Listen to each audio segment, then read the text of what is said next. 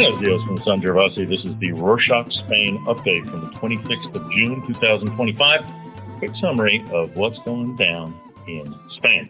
I'm sure you noticed we had no show last week due to an extreme and tragic technical cataclysm. We're back on track now, a bit late. Apologies all around. We will cover both weeks in this show.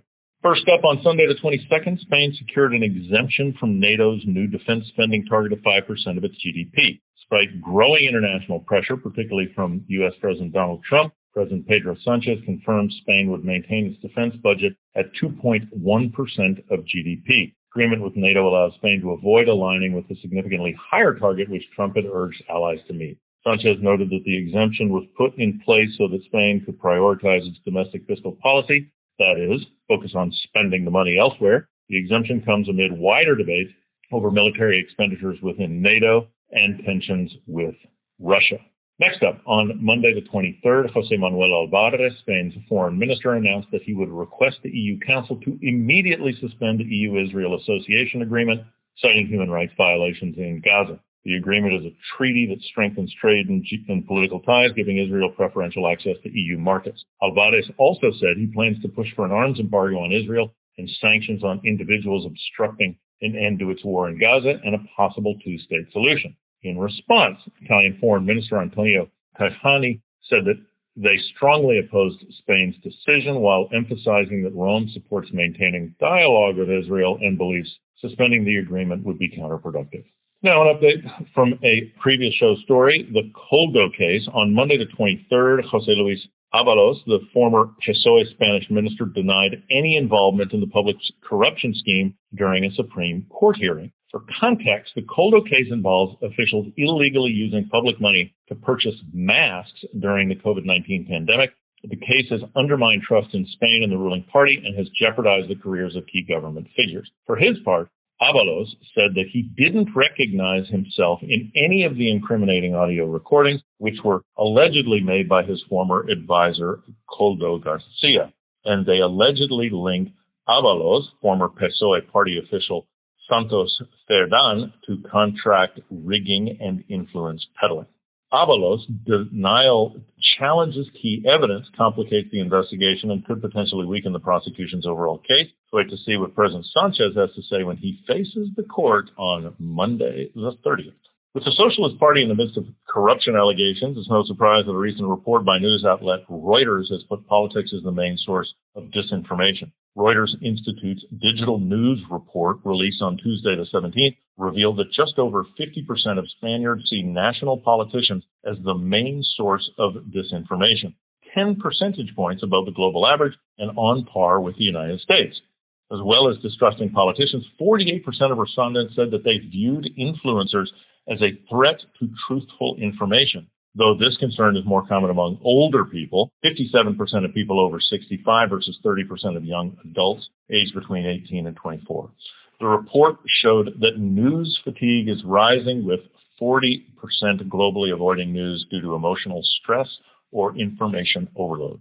Meanwhile, Spain announced it would ease visa rules to attract foreign students barred from the U.S. due to recent restrictions imposed by the Trump administration. The Spanish Migration Ministry announced the new policy will enable affected students to transfer to Spanish universities and grant them part-time work visas. This move follows escalating harassment of top U.S. universities by the ruling Trump regime under the pretext of anti-Semitism. The U.S. has responded by freezing research funding for institutions like Harvard and threatening their tax-exempt status.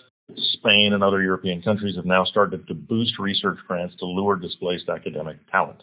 Shifting gears to energy, on Monday the 16th, the Spanish government awarded 1.22 billion euros to 7 green hydrogen projects, or hydrogen valleys, across Aragon and Catalonia in the northeast, Andalusia in the south, Castilla y León in the central region, and Galicia in the northwest, all via the National Hydrogen Valleys program. The new initiative aims to encourage the integration of production, storage, distribution, and consumption within each region, pushing Spain's capacity to produce green hydrogen to an all-time high. On a related note, on Monday the 23rd, the government announced it's preparing to approve a royal decree aimed at boosting renewable energy sector while addressing vulnerabilities exposed by the recent national blackout.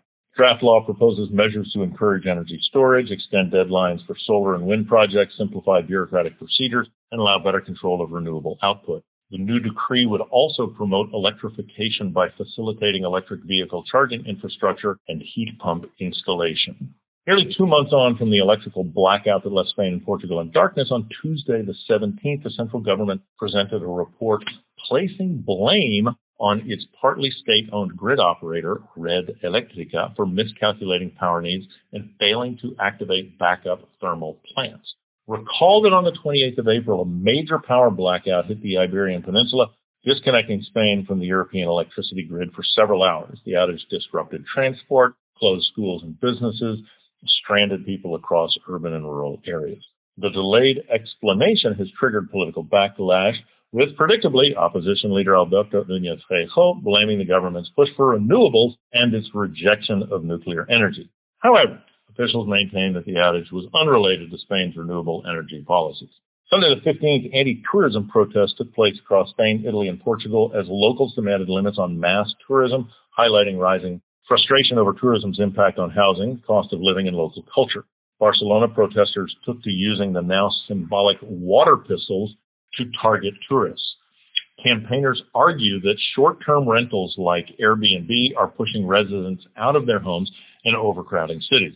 A growing housing crisis and low wages in tourism-related jobs have intensified resentment. Now, we've heard a lot in recent weeks about tourism in Spain, but are Spanish people jet-setting for their summer vacations? Well, yes. According to the National Outbound Tourism Observatory, despite international uncertainties, travel enthusiasm remains high, especially among younger people, with just over 50% of those under 35 opting for foreign trips rather than domestic travel. Popular international destinations include the Caribbean, Japan, emerging spots like Egypt and Thailand, influenced by social media trends. Meanwhile, travel to the U.S. is declining due to political uncertainty and arbitrary and punitive border procedures at U.S. borders. On Tuesday the 24th, Spain's government announced that it would delay the full merger between BBVA and Sabadell for 3 years, complicating BBVA's takeover bid. Hallelujah.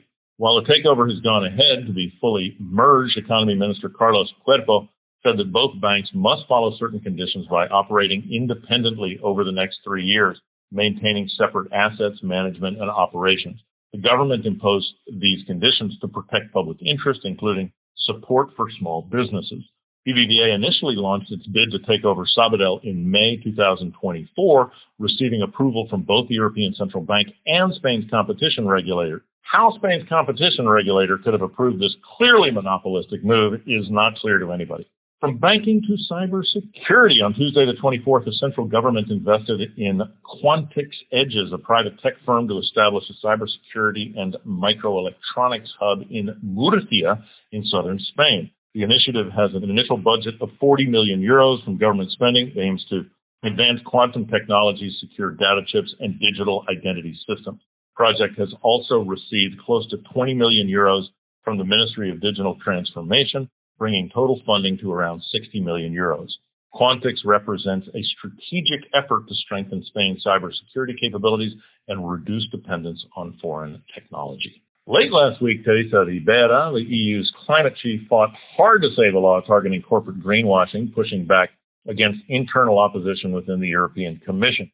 Greenwashing occurs when companies falsely promote products or practices as environmentally friendly to mislead consumers and boost their eco-image. Even though Ribera's efforts didn't go unnoticed, they came too late. Over the weekend, Italy blocked the deal, forcing EU countries to retreat from negotiations and leaving the law in limbo. Ribera expressed her frustration on social media, calling for respect for consumers through honest environmental labeling. The law's collapse follows mounting pressure from the center-right European People's Party, of course, which opposes almost all green regulations, alleging that they overburden business. Speaking of greenwashing, Spain is set to become the first to ban gasoline or petrol, as well as diesel advertising. Pablo Bustinduy, Spain's Consumer Affairs Minister, announced the proposed legislation which will prohibit ads for fossil fuel-only products unless they include a renewable component, such as biofuel. Companies will also be required to justify vague allegations like environmentally friendly or climate friendly with verifiable and certified data. The initiative aligns with a global push backed by the UN to regulate fossil fuel advertising, similar to past restrictions on tobacco marketing, putting public health ahead of corporate interests. In environmental news, on Monday the 16th, José Antonio Montalbán from Mallorca won the largest prize ever awarded on the Spanish TV game show Cifras y Letras, a program about questions and answers on channel La Dos, taking home just over 250,000 euros. To win the jackpot, he had to complete one final challenge, find 12 words related to the theme Más vale maña, or skill is worth more than strength, all within 3 minutes. Try it yourself. Tougher than it sounds. 2025 may not have been Spain's year for Eurovision, but for budding contenders, 2026 already in the works.